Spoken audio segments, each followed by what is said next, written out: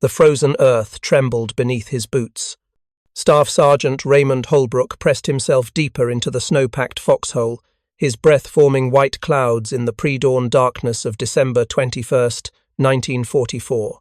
Through the skeletal trees of the Belgian Ardennes, he could hear it, the deep mechanical growl that had haunted American tankers since North Africa. Tigers. Not the random prowl of a single predator, but the coordinated movement of an entire pack. His hands, numb despite 2 pairs of wool gloves, gripped the radio handset tighter. 300 yards. The doctrine said engage at 800. The manual said open fire the moment you acquired a target. But Lieutenant Kowalski's whispered order over the crackling radio was different, almost insane. Hold. Let them come. If you're enjoying this deep dive into the story, hit the subscribe button and let us know in the comments from where in the world you are watching from today. For 19 months, from the moment Allied forces landed in North Africa in November 1942 until the autumn battles of 1944, American armor doctrine had been catastrophically simple: avoid the Tiger. The reasoning seemed sound on paper in the War Department offices in Washington. The M4 Sherman medium tank, America's armored workhorse, weighed 30 tons and mounted a 75mm gun. The German Panzerkampfwagen 6 Tiger, by contrast, tipped the scales at 57 tons, with armor so thick that a Sherman's shell would bounce off its glacis plate like a pebble thrown at a castle wall. The Tiger's 88mm gun could penetrate a Sherman's frontal armor at 2,000 meters a distance, at which the Sherman couldn't scratch the Tiger's paint. The mathematics were brutal and undeniable. One Tiger could reliably destroy 5 Shermans before succumbing to concentrated fire. During the hedgerow fighting in Normandy, between July 26th and August 12th, 1944, one battalion of the 2nd Armoured Division lost 70% of its tanks and 51% of its personnel killed or wounded in just 17 days of fighting German armour. The doctrine that emerged from these horrifying statistics was pragmatic but demoralising. Tanks don't fight tanks. Lieutenant General George Patton himself had written it explicitly. Tanks were not supposed to fight other tanks, but bypass them if possible, and attack enemy objectives in the rear. The job of killing German armour fell to the Tank Destroyer Command, a separate branch created specifically for this purpose.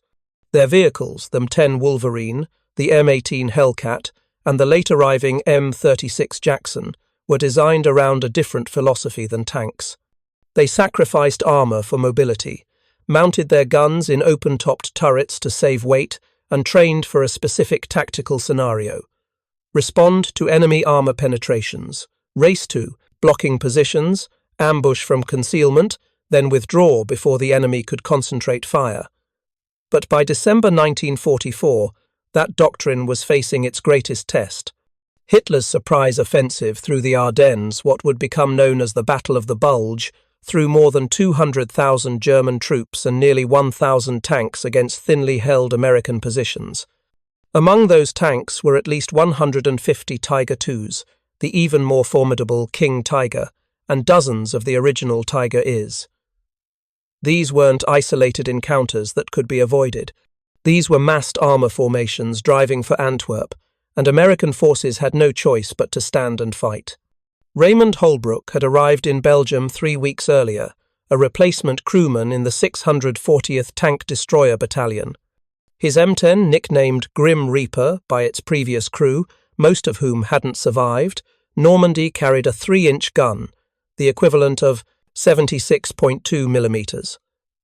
On paper, at least, it could penetrate the side armour of a Tiger at reasonable combat ranges.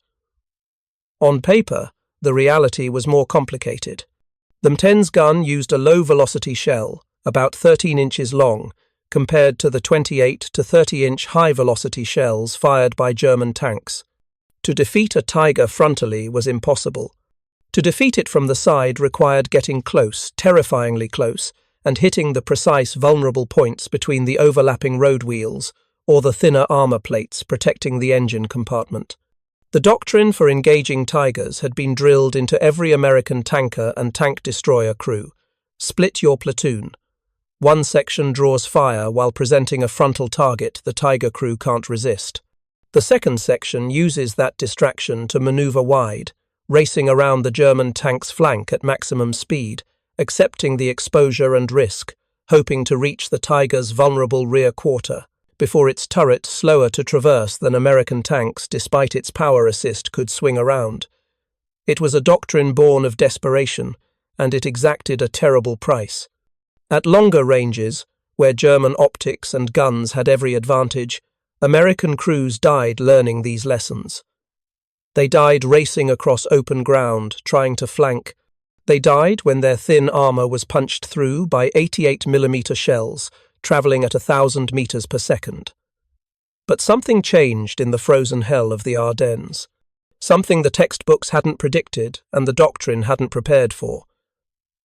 The German offensive that began on December 16th had caught American forces completely by surprise. 4 divisions, some recuperating from earlier battles, others green and inexperienced, suddenly found themselves facing 3 German armies. The terrain-dense forest cross-cut with narrow dirt roads and small villages negated many of the German armor's advantages. Long range. Gunnery was impossible through the trees. The few roads that could support 70-ton Tiger Rise quickly became choked with traffic jams. Fuel supplies, always precarious for the Germans, became critical as vehicles consumed their loads just trying to navigate the difficult terrain. And American crews, with their backs against the wall and no room to maneuver, began to discover something.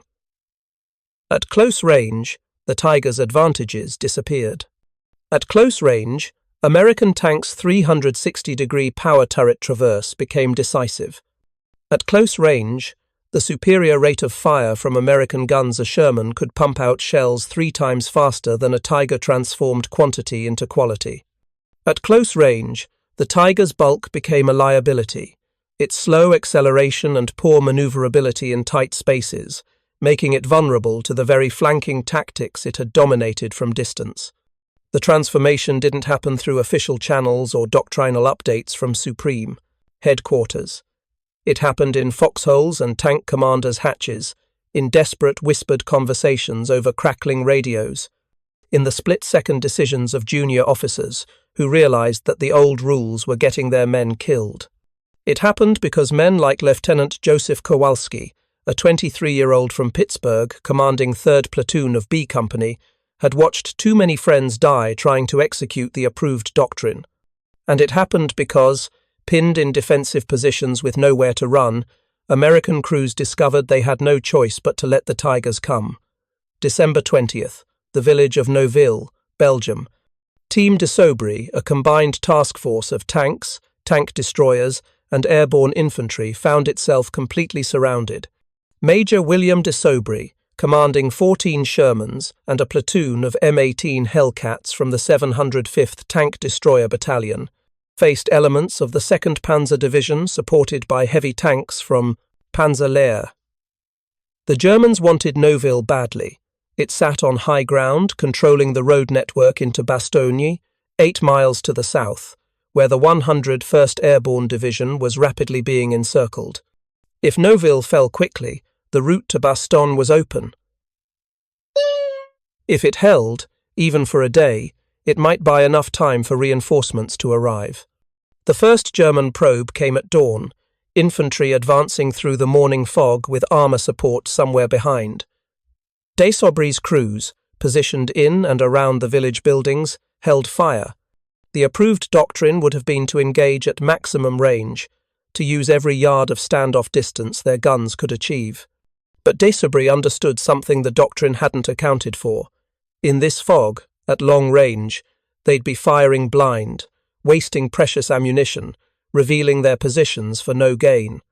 Instead, he ordered his men to wait. Let them come. Let them commit. Let them believe the village is lightly held or already abandoned. When the German infantry was within 100 yards of the village, within the killing range where every shot counted, de Sobry's infantry opened up. Machine guns and rifles cut down the advancing Germans. Mortar rounds, pre-registered on likely approach routes, dropped with devastating accuracy, and behind the German infantry, the fog lifted just enough to reveal them. 4 Panthers, 70 tons of sloped armour and high-velocity 75mm guns, advancing with the mechanical confidence of predators who believed themselves invulnerable. The M18s held their fire. 700 yards, 600, 500. The Panthers' commanders, buttoned up in their turrets against the small arms fire, wouldn't have seen the American tank destroyers positioned in the rubble of damaged buildings, their low silhouettes blending with the shattered stonework. 400 yards. At that range, even the M18's 76mm gun, less powerful than the Motten's 3-inch gun, could penetrate a Panther's side armour if the crew could hold steady, if they could make that first shot count, if their nerves didn't break watching 50-ton death machines grinding toward them. 300 yards. And then, on a single radio command, 4 M18s fired nearly simultaneously. The Hellcat's open-topped turret meant crews lived with the terrifying blast and recoil of their own gun, the muzzle flash temporarily blinding, the noise deafening even through tankers' helmets. But it also meant they could reload faster than any closed turret vehicle in the war. First shots. 3 hits. 1 miss. The miss didn't matter. The 3 Panthers that were hit, 1 through the side of the turret, 2 through the engine compartment where armour was thinnest, erupted in flames. Penetrating hits on German tanks often resulted in catastrophic ammunition fires. The shells and propellant stored throughout the vehicle's interior, igniting in a sequence that could blow the turret completely off the hull. The 4th Panther, suddenly alone and taking fire from multiple directions, attempted to reverse. It was the exact wrong move. Reversing exposed the rear armour, even thinner than the sides, and took away the Panther's forward-mounted transmission and thick glacis plate, its best protection. The 4th Hellcat crew, having missed their initial shot, didn't miss the second. The Panther shuddered to a halt, white smoke pouring from its engine grills, its crew bailing out into the withering small-arms fire. 4 Panthers destroyed in less than 90 seconds, at a range that would have been suicide 3 months earlier, but had just proven to be the Americans' one decisive advantage. Word spread fast through the tank destroyer battalions. At Nouville, detached M18s had helped destroy 30 German tanks, Panthers, Mark IVs, and at least 1 Tiger in a single day of fighting. At St. Vith, where the 714th Tank Destroyer Battalion fought a desperate delaying action, M36 Jacksons, armed with 90mm guns that could finally match the Tiger's 88mm weapon, took 50% casualties, but knocked out 30 Panthers in the process. At the Elsenborn Ridge, M10s from the 644th Tank Destroyer Battalion destroyed 17 German tanks in just 2 days. The critical factor in each engagement wasn't American armour or firepower. The German tanks still held those advantages. The critical factor was range. Every successful engagement happened at 400 meters or closer. Every successful engagement violated the approved doctrine, and every successful engagement added to a growing tactical consensus among American crews. Let them come. By Christmas Eve, as Kampfgruppe Piper, the spearhead of the German 1st SS Panzer Division, found itself trapped in the Belgian village of La Glaise, surrounded and out of fuel, the tactical revolution was nearly complete. SS Lieutenant Colonel Joachim Piper, commanding what had been one of the most feared units in the German army, gave the order to destroy their remaining vehicles and escape on foot. His men left behind at least 28 heavy tanks, including multiple Tiger IIs. 6 Tigers, still mechanically functional, were simply abandoned because they had no fuel to move and no ammunition to fight. The German offensive, designed to split the Allied armies and reach Antwerp in 4 days, had been stopped in part by superior Allied logistics and air power, but also by American tankers and tank destroyer crews, who had learned, through blood and fire, that the Tiger's invincibility was an illusion as long as you were willing to let it get close enough to kill. Raymond Holbrook survived the war. Interviewed in 1992 at age 69, He struggled to articulate what it had felt like, crouched in that foxhole on December 21st, watching tigers advance through the trees while his orders were to hold fire. "You have to understand," he said, pausing to collect his thoughts. "Everything we'd been taught said that letting a tiger get that close was suicide. Every manual, every training film, every veteran who'd survived Normandy told us, stay at distance, use your mobility, never let them close. And here was Lieutenant Kowalski telling us to do the exact opposite. To sit there, watching them come, knowing that if we broke cover or fired too early, we were dead. But if we all waited until they were practically on top of us, we had a chance.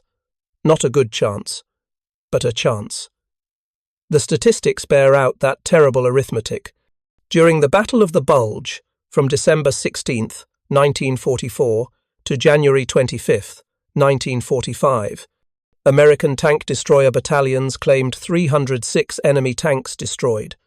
119 tank destroyers were lost in exchange, but crucially, the crews had learned to pick their terrain, to use buildings and forest and terrain features for concealment, and above all, to hold their fire until the moment when German armour's advantages in range and protection became liabilities.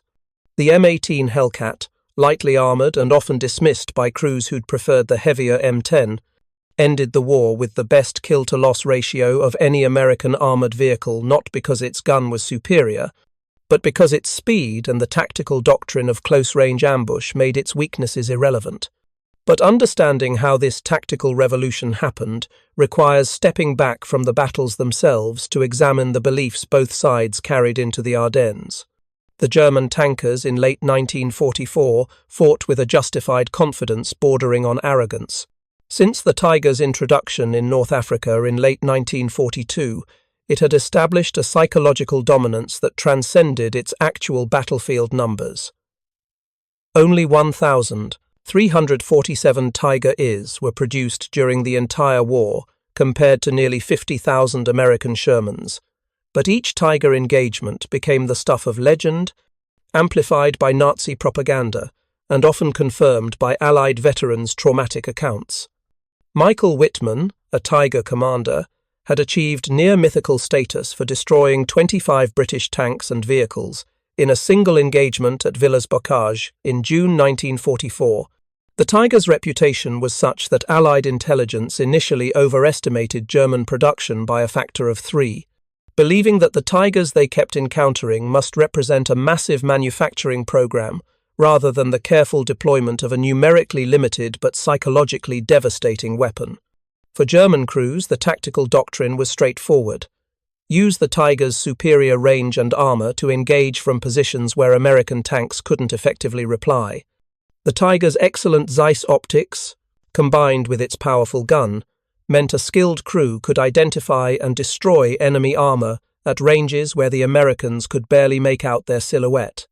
At 2,000 metres, a Tiger could systematically eliminate Shermans that couldn't penetrate its frontal armour even at point-blank range. The doctrine worked brilliantly in open terrain, the North African desert, the steppes of Ukraine, the rolling farmland of France after the Normandy breakout. It worked less well in the close terrain of the Italian mountains, where American units quickly learned to refuse engagement and call in artillery or airstrikes instead. But in most operational contexts, the Tiger represented an almost unsolvable problem for Allied armour doctrine. The American response to this problem reflected the unique industrial and tactical philosophy of the United States Army. Rather than attempting to match the Tiger in a tank versus tank contest, which would have required redesigning their primary battle, tank mid-war, retooling factories, and potentially accepting a massive reduction in the total number of vehicles available, the Army doubled down on its existing advantages. They already produced the Sherman faster than any nation produced any tank in history, averaging over 1,200 per month at peak production. The Sherman was reliable, easy to maintain, could be shipped across the Atlantic efficiently, and could use the relatively limited infrastructure of newly liberated French roads and bridges without breaking them. The decision was made: accept the Sherman's limitations, use numbers and combined arms to compensate, and create the Tank Destroyer Command to handle the specialized anti-tank mission. Tank destroyer doctrine reflected a specific theory about how armor battles would develop. The thinking went, German tanks would punch through American defensive lines, then try to exploit deep into rear areas. Tank destroyer battalions, held in mobile reserve, would race to respond, setting up ambush positions along likely routes of advance. They would use their mobility. The M18 could hit 50 miles per hour on roads to achieve tactical surprise, then engage from concealment before withdrawing to new positions. The vehicles themselves were optimized for this mission. Open-topped turrets saved weight and allowed faster traverse. Thin armor reflected the assumption they'd be shooting from ambush, not trading shots. Powerful guns were prioritized over protection. Every tank destroyer battalion included reconnaissance elements whose job was to locate enemy armor and vector the destroyers into position. The doctrine looked impressive in Louisiana war games in 1941. It looked less impressive in Normandy. The problem was simple. The Germans rarely cooperated with American planning assumptions. German armor didn't make deep, unsupported thrusts that tank destroyers could ambush. Instead, German tanks operated as part of combined arms teams, integrated with infantry, artillery, and anti-tank guns. They defended from prepared positions. They controlled key terrain. And when they did attack, it wasn't in the vulnerable columns tank destroyer doctrine anticipated, but as part of coordinated operations with extensive support. Tank destroyers, arriving to ambush an enemy thrust, instead found themselves trying to dig dug-in Panthers out of defensive positions, a mission their light armor made nearly suicidal. Worse, the tactical reality in Normandy bore no resemblance to the open terrain of the war games. The hedgerows, ancient earth berms 6 feet high, topped with thick vegetation, dividing every field into a small, confined space, created hundreds of potential ambush positions. German tanks could hear American armor approaching. Wait until the Shermans were within 100 yards with nowhere to maneuver, then destroy them with a single shot before reversing into cover. American tank losses in the hedgerows were catastrophic.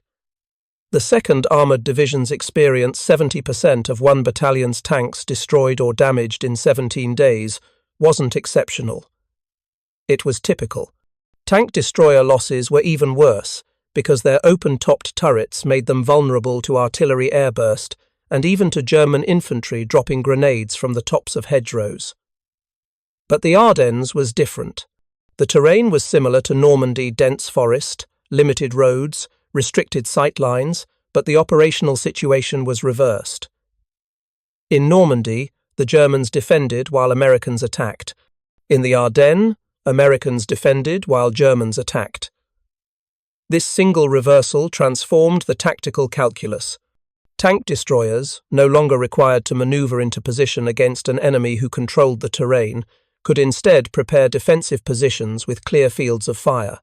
American crews, no longer racing to locate and close with enemy armor, could instead choose their ground, register their firing points, and prepare multiple fallback positions. And most critically, German armor, forced to attack along the limited road network of the Ardennes, became predictable. American intelligence officers could identify the handful of routes that could support heavy armor, position tank destroyers accordingly, and wait. The psychological dimension of this change was as important as the tactical one. For 18 months, American tankers and tank destroyer crews had known that any engagement with a Tiger or Panther meant accepting unfavorable odds. The approved doctrine attempt to flank, accept casualties in the flanking element, hope to achieve a killing position before being destroyed, was less a battle plan than a calculated sacrifice. Crews knew it, commanders knew it, and the knowledge bred a cautious, defensive mindset, even in offensive operations. But in the Ardennes, defending fixed positions with prepared fields of fire, that psychological burden began to shift. For the first time, American crews weren't trying to hunt tigers. They were letting tigers come to them. For the first time, the terrain negated German advantages rather than magnifying them. For the first time, American industrial advantages the ability to call in artillery support within minutes, the certainty that destroyed vehicles would be replaced quickly, the presence of overwhelming air support once the weather cleared, mattered more than the technical superiority of individual German tanks. Lieutenant Kowalski, commanding his platoon of M10s on December 21st, understood this shift instinctively, even if he couldn't articulate it in doctrinal terms. His radio order, "Hold, let them come," reflected a tactical calculation born of experience. At 800 yards in forest terrain with limited visibility, his crews would be firing at shadows, probably missing more than they hit, definitely revealing their positions to German armor that could reply with devastating accuracy. At 300 yards, his crews couldn't miss. At 300 yards, even the Munten's 3-inch gun could penetrate a Tiger's side armor. At 300 yards, the Tiger's slower turret traverse meant American crews could pump out 2 or 3 shots before the German crew could even acquire them as a target. And at 300 yards, if the first position became untenable, his platoon could use smoke and the forest for cover to withdraw to pre-planned secondary positions. The cost of this tactical shift was measured in raw courage. Every crew member who held fire while watching a Tiger advance knew that a single mistake, moving too soon, firing too early, choosing a position with inadequate cover, meant death. The M10's armor was 1 inch thick on the turret, 2 inches on the hull front. A Tiger's 88mm gun could penetrate 4 inches of armor at 1,000 yards. If the Americans revealed themselves before achieving ideal firing positions, the engagement was over before it started. This wasn't the dynamic warfare of armoured sweeps across France. This was something closer to submarine warfare. Careful positioning, absolute fire discipline, waiting for the enemy to enter the kill zone, then striking with overwhelming local superiority before withdrawing. Raymond Holbrook's personal war in the Ardennes lasted 32 days, from his arrival as a replacement on December 1st through the official end of the offensive on January 25th, 1945. His Munten, Grim Reaper, was knocked out twice, once by a Panther at Bastogne on December 27th, once by a German anti-tank gun near Houffalize on January 15th. Both times, Holbrook and most of his crew survived a statistical anomaly given that tank destroyer casualties were typically severe when vehicles were penetrated. Both times, Holbrook's battalion received replacement vehicles within 48 hours, testimony to American logistics capabilities that German forces could no longer match. By war's end, Holbrook had been part of a crew that claimed 7 confirmed kills, 4 Mark IV medium tanks, 2 Panthers, and 1 Tiger I that his gunner hit in the engine compartment at just under 400 yards on January 6, 1945. That single Tiger engagement, reconstructed from Holbrook's interview and his battalion's after-action reports, illustrated the tactical revolution the Ardennes had forced.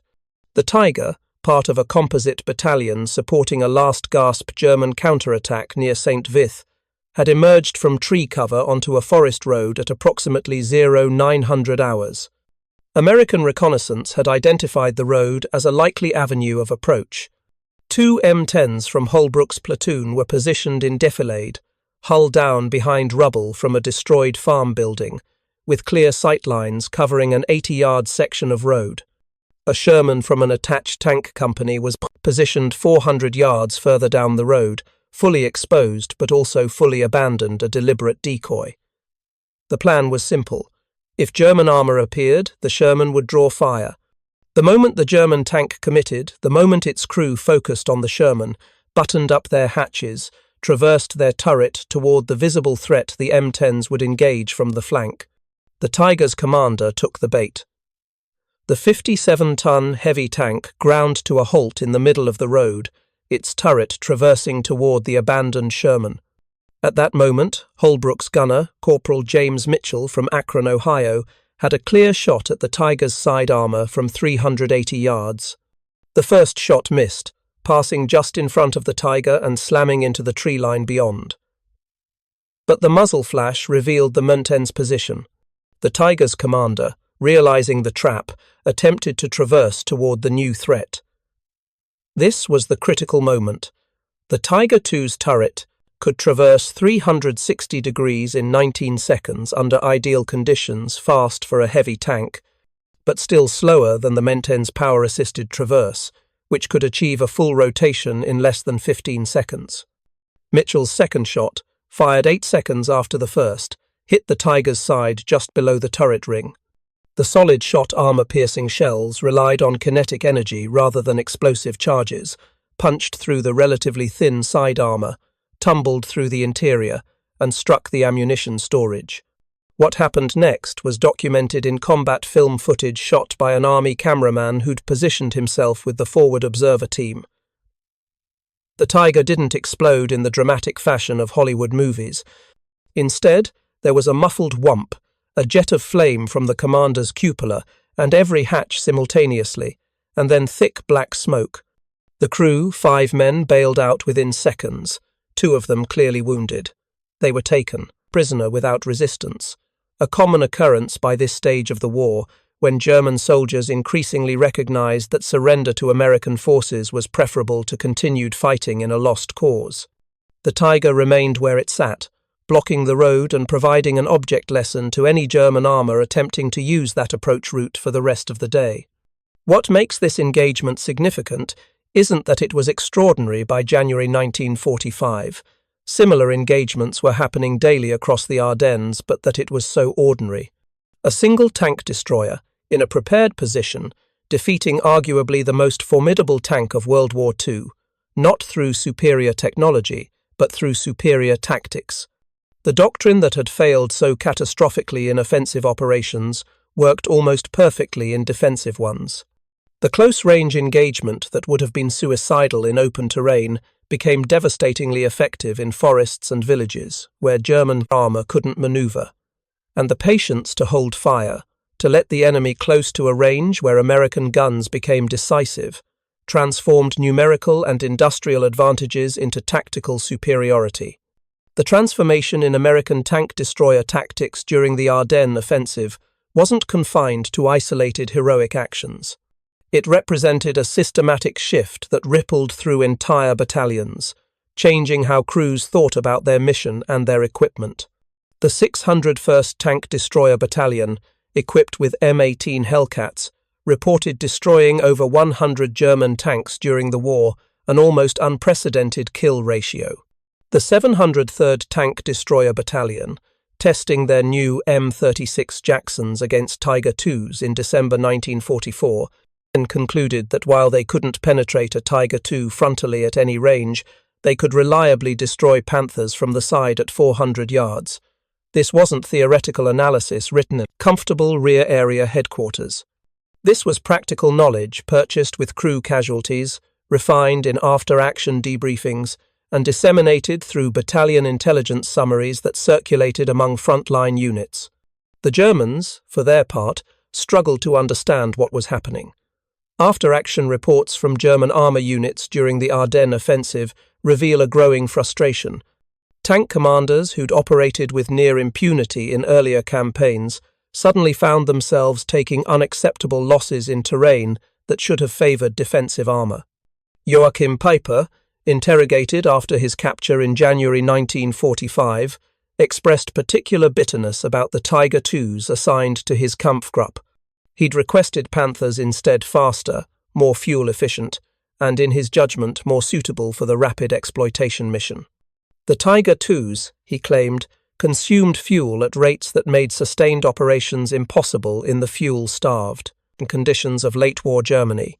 More significantly, their bulk made them road-bound in the Ardennes, predictable and vulnerable to prepared defences. "Give me 30 Panthers over 15 Tigers," Peiper reportedly said, "and I could have reached the Meuse." This professional assessment from one of Germany's most capable armour commanders illuminated a crucial reality. By late 1944, the Tiger's tactical dominance existed only under specific conditions. Those conditions: open terrain, adequate fuel supplies, long-range engagement opportunities, and tactical initiative, were increasingly rare. In the close terrain of the Ardennes, often engaging at ranges under 500 yards. The Tiger's advantages eroded, while its disadvantages, slow acceleration, poor maneuverability, high fuel consumption, mechanical complexity became decisive liabilities. American crews discovered these vulnerabilities through direct observation during the battles around Bastogne. Technical Sergeant Paul Benish, a tank commander in the 4th Armored Division, described watching a Tiger II attempt to maneuver in a narrow village street during the drive to relieve Bastogne. It must have taken them 5 minutes just to execute a 90-degree turn, Benish recalled in a 1986 oral history interview. The street wasn't wide enough for them to pivot, so they had to do this elaborate 3-point turn, like parking a bus. Meanwhile, our Shermans could spin on a dime. By the time that Tiger got itself oriented toward us, we'd already put 3 rounds into its side and retreated around the corner. The crew bailed out before they even returned fire. This observation highlighted another critical factor: crew training and morale. By December 1944, the average German tank crew had far less training than their predecessors from 1942 or 43. Fuel shortages meant driver training was truncated. The catastrophic losses on the Eastern Front meant many experienced crews had only a few weeks of combat. The psychological confidence that had made early war German panzer crews so effective had eroded. Conversely, while American tank crews arrived in Europe with variable experience, they benefited from consistent training, regular replacement of battle-damaged vehicles, and the knowledge that American industrial capacity meant losses were sustainable. A German crew in a Tiger knew their vehicle was irreplaceable. If it broke down or was damaged, their unit's combat power was permanently reduced. An American crew in a Sherman or tank destroyer knew that vehicle losses, while tragic for the crew, would be made good within days. The material evidence of this disparity littered the Ardennes battlefield by January 1945. When Kampfgruppe Paper abandoned La Glaise on Christmas Eve, they left behind not just Tigers but also the complete logistical tale of an armoured unit: fuel trucks, ammunition carriers, repair vehicles, spare parts. American salvage teams cataloguing the abandoned equipment found Tigers with mechanical breakdowns that would have required hours of repair time under ideal conditions, time Piper's unit didn't have with American forces closing in from multiple directions. They found Panthers with empty fuel tanks, mechanically perfect but strategically useless. They found ammunition stores for the 88mm gun, but no fuel to move the Tigers to firing positions where that ammunition could be used. One particular Tiger II, later photographed extensively by Army intelligence, told the story in mechanical detail. Hull No. 2 8273, built in October 1944, had travelled approximately 250 kilometres from its assembly plant to La Glaise.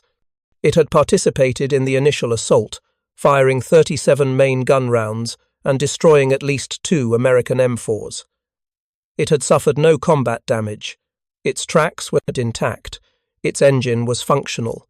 But on December 23rd, after 3 days of attempted exploitation toward the Meuse River, it sat immobile with empty fuel tanks, abandoned by its crew who had no realistic hope of either refueling it or defending it against American attacks. The Tiger had consumed its entire fuel load, approximately 540 litres, travelling less than 100 kilometres in combat conditions. By comparison, an M18 Hellcat could travel 300 kilometres on a similar fuel load and travel twice as fast doing it. This brutal arithmetic of logistics explained much about why the close-range tactics worked. German armour, even when tactically superior, operated at the end of a supply line that was collapsing. The Allies controlled the air completely once weather cleared. German fuel production facilities were being systematically destroyed by strategic bombing. Horse-drawn supply columns, which by 1944 constituted the bulk of German logistics, couldn't keep pace with motorized combat units. The plan for the Ardennes offensive had explicitly relied on capturing Allied fuel dumps. When those dumps were either defended successfully or destroyed before capture, German armour became progressively less mobile, less able to exploit tactical opportunities, and more vulnerable to American counterattacks. American tank destroyer crews learned to exploit this vulnerability. Rather than engaging German armor immediately, experienced commanders began letting initial formations pass, waiting for the fuel trucks and supply vehicles that followed. Destroying the logistics elements didn't generate impressive kill statistics, but it stranded combat vehicles that would eventually have to be abandoned. The 814th Tank Destroyer Battalion, operating M-36 Jacksons in the St. Vith area, developed this into a deliberate tactic.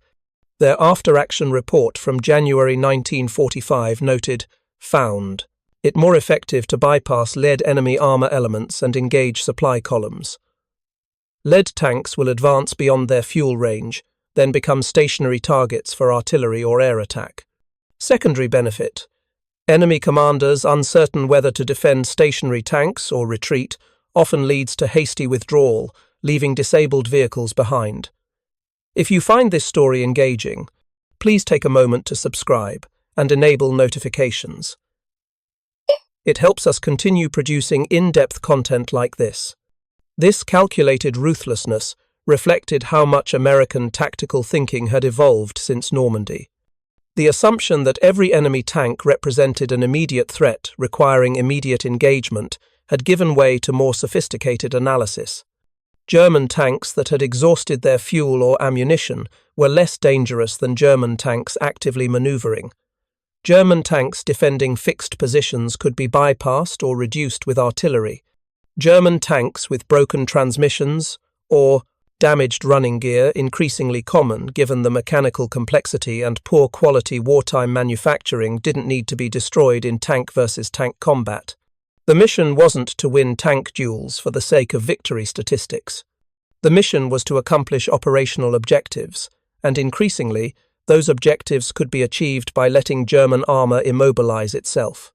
The human dimension of this tactical evolution was captured in the experiences of individual crew members who survived the Ardennes.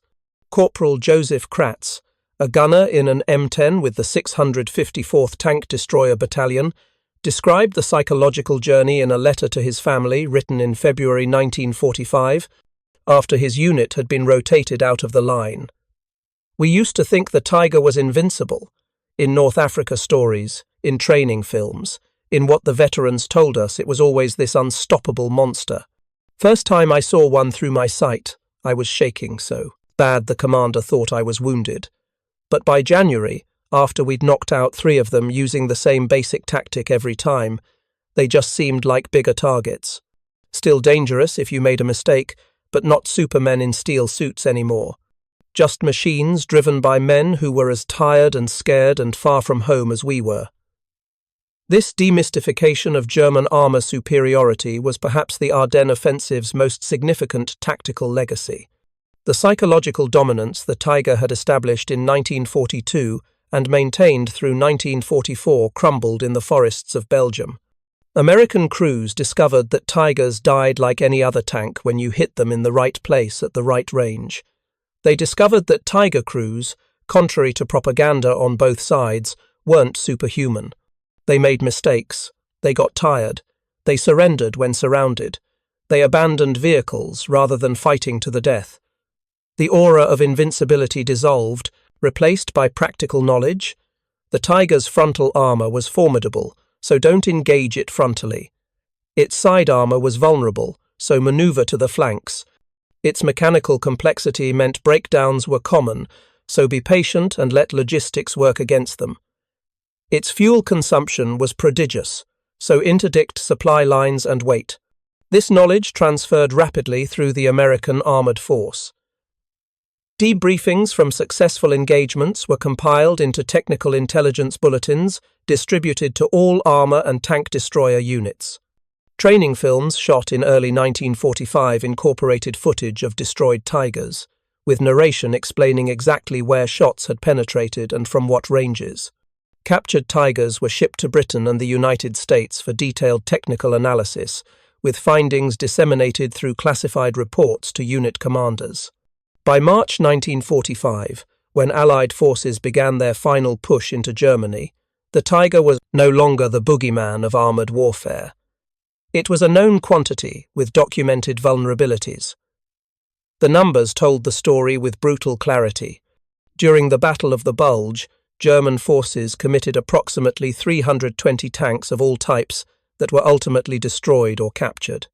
American 1st and 3rd Armies lost approximately 666 M4 medium tanks and 145 M5 light tanks, a higher absolute number but a more favorable exchange ratio than earlier. Battles. Critically, tank destroyer losses were only 249 vehicles total, despite being heavily engaged throughout the offensive.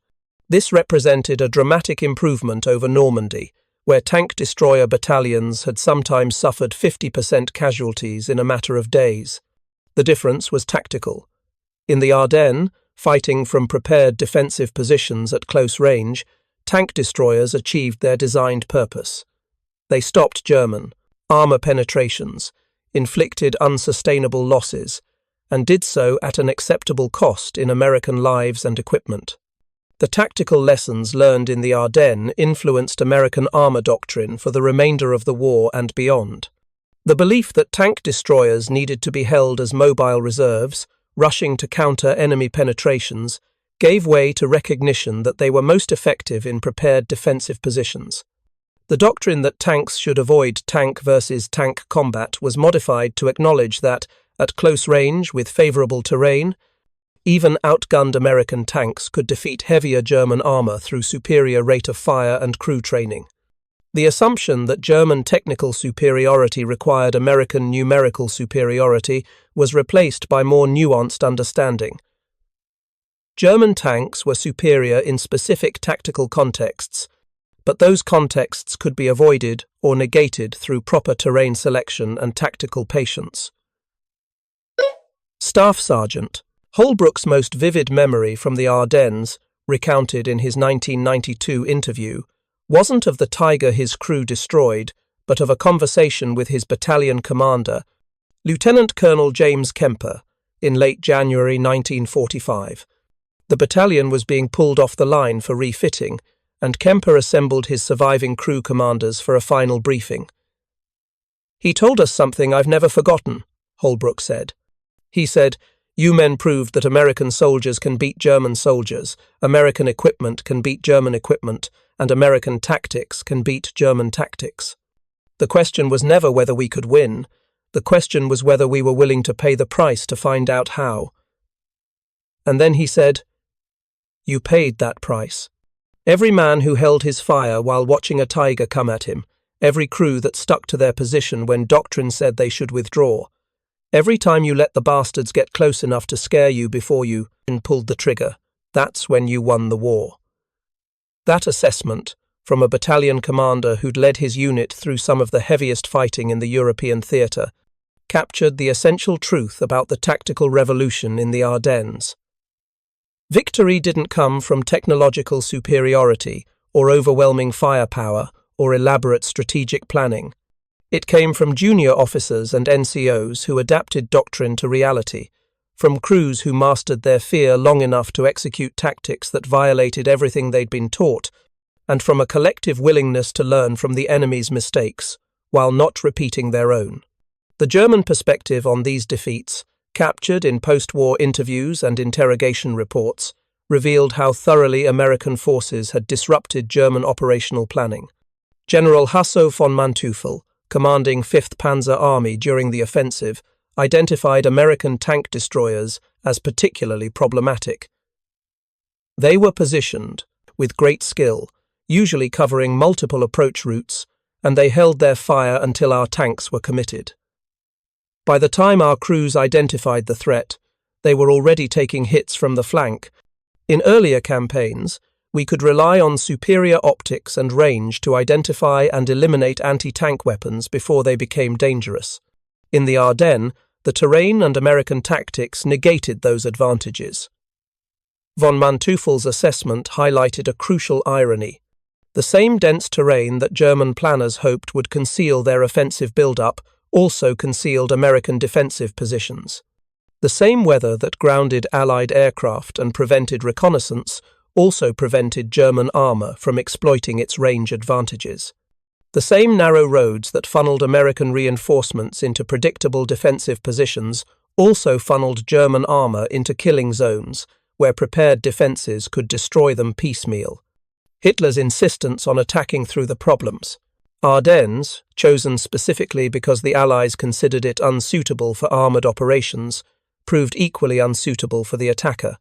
By late January 1945, as the bulge was systematically reduced and Allied forces returned to their starting positions, the strategic failure of the German offensive was obvious. Germany had committed its last significant armoured reserve, suffered irreplaceable losses in men and equipment, and achieved nothing except a 6-week delay in the Allied advance. But the tactical legacy was more complex. German commanders had proven that even late-war Wehrmacht forces, inadequately supplied and facing overwhelming Allied superiority, could achieve tactical surprise and initial success. American commanders had proven that initial setbacks could be overcome through superior logistics, flexible tactics, and the willingness of junior leaders to adapt doctrine to circumstances. For the tank destroyer battalions, the Ardennes represented vindication of their concept, despite the costly learning curve. The original doctrine had proven flawed, but the fundamental idea that specialized anti-tank vehicles, properly employed, could stop armored penetrations was sound. The M18 Hellcat, initially criticized for its thin armor and modest gun, had achieved the best kill-to-loss ratio of the war by using its speed to achieve ideal firing positions and its crew training to make first-round hits count. The M36 Jackson, arriving late in the war, finally gave American forces a weapon that could engage German heavy armor on roughly equal terms. Even the Mountain Wolverine, obsolescent by 1944 standards, proved devastatingly effective when employed from prepared positions at close range.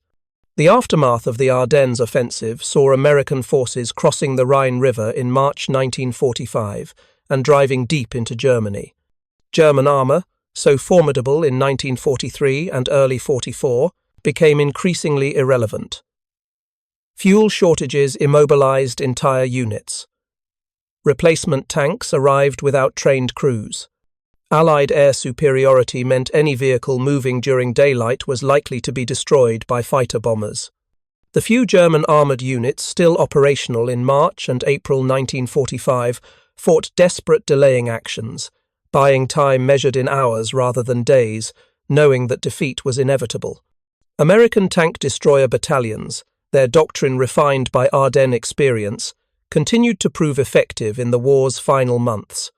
But increasingly, their primary mission shifted from countering enemy armor to providing direct fire support for infantry attacks. German tanks were no longer the threat they'd been 8 months earlier.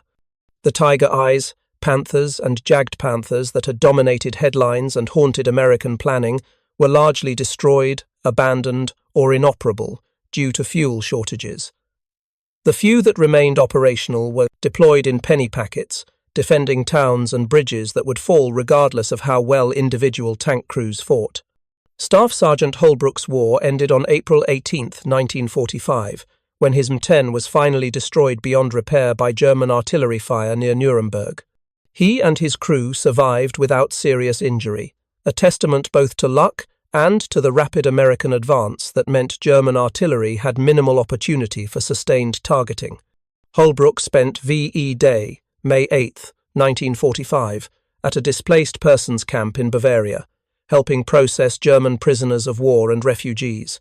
Among the prisoners were several Tiger tank crew members, young men who looked as exhausted and traumatized as any American veteran. Holbrook, speaking limited German and communicating primarily through gestures, found himself sharing cigarettes with a former Tiger commander who'd been captured near Munich in late April. "We didn't really talk about the war," Holbrook recalled. "What was there to say? They'd lost. We'd won. We were both alive when a lot of men we'd known weren't. But at one point, he asked me through another prisoner who spoke better English what I thought of the Tiger.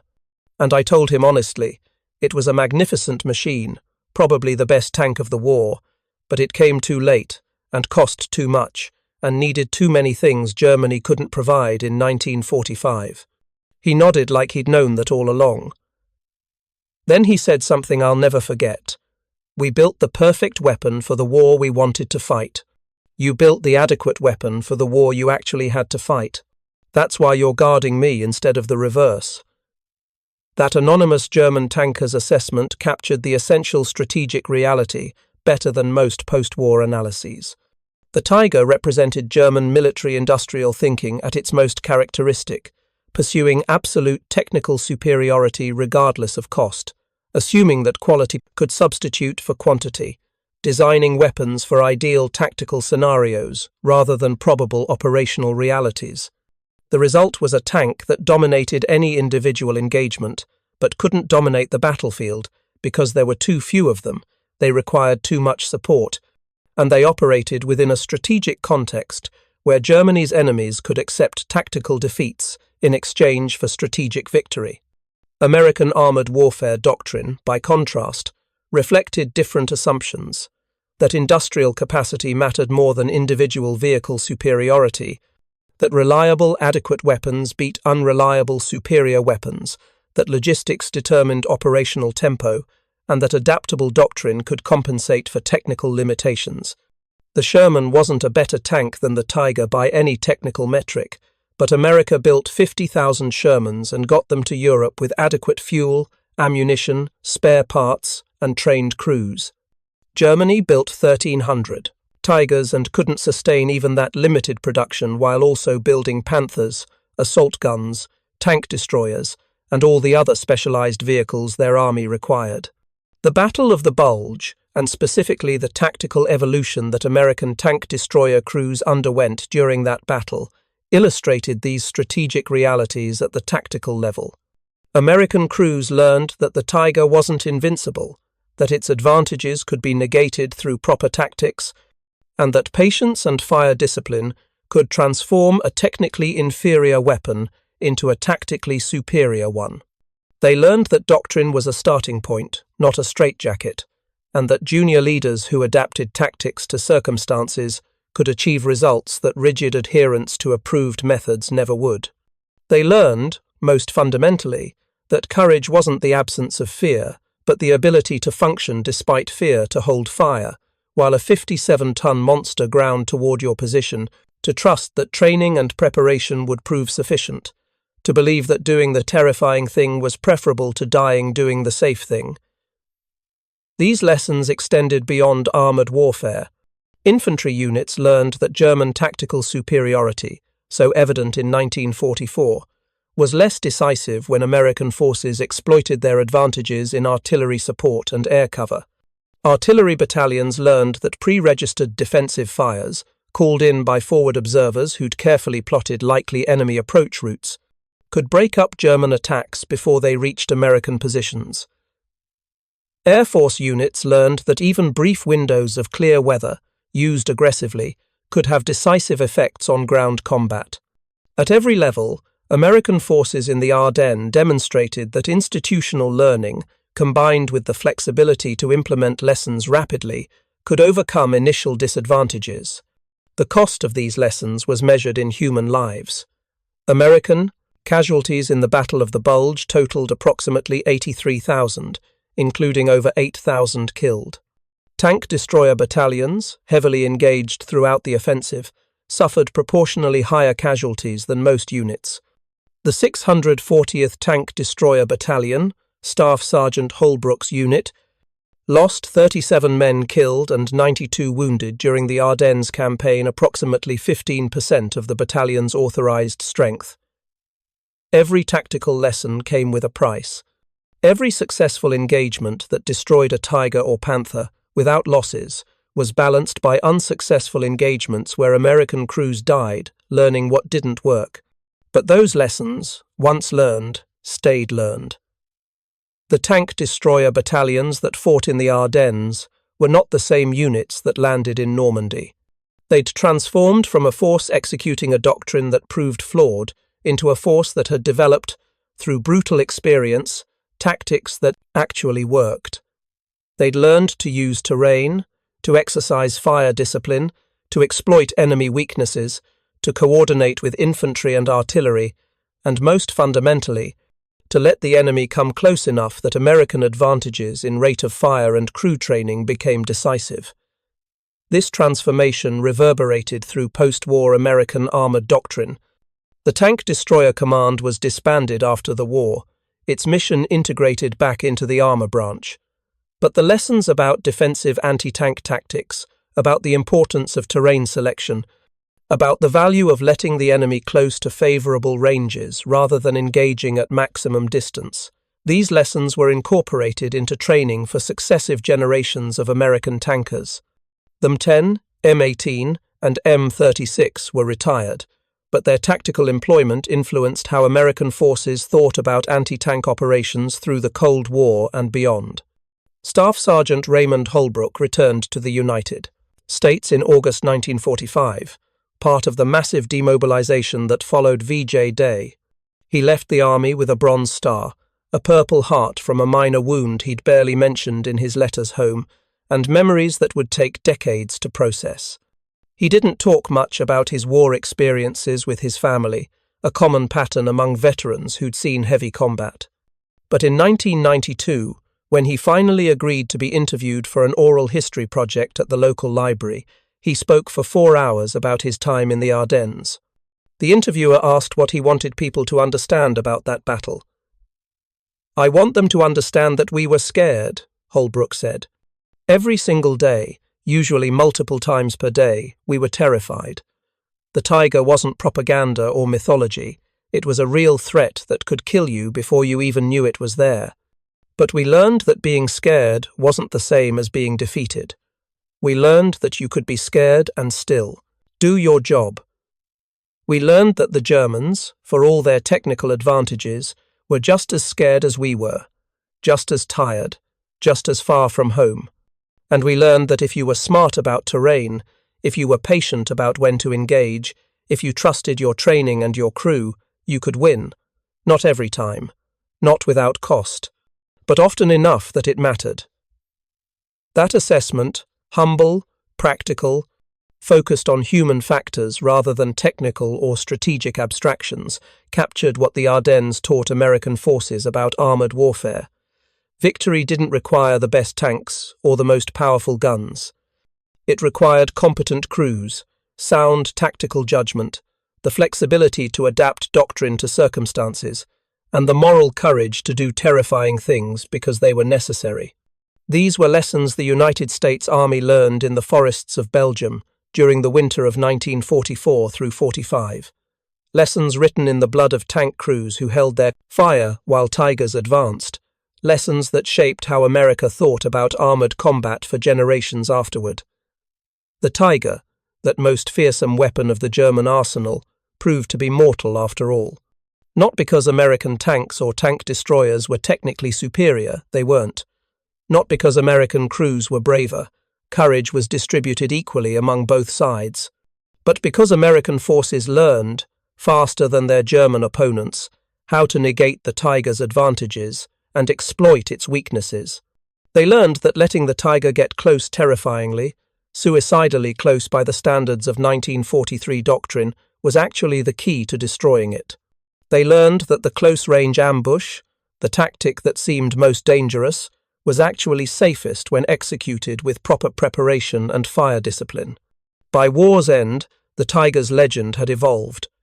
It remained a technically impressive vehicle, respected by everyone who faced it. But it was no longer the unstoppable monster of early war propaganda.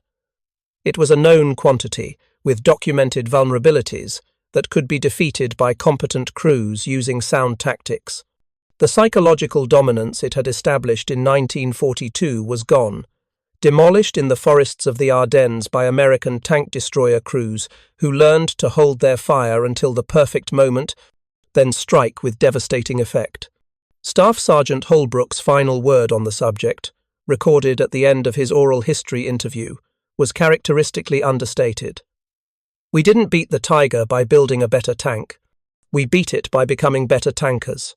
That's probably the most important thing I learned in the war, that people matter more than equipment, and that good people can make adequate equipment do extraordinary things."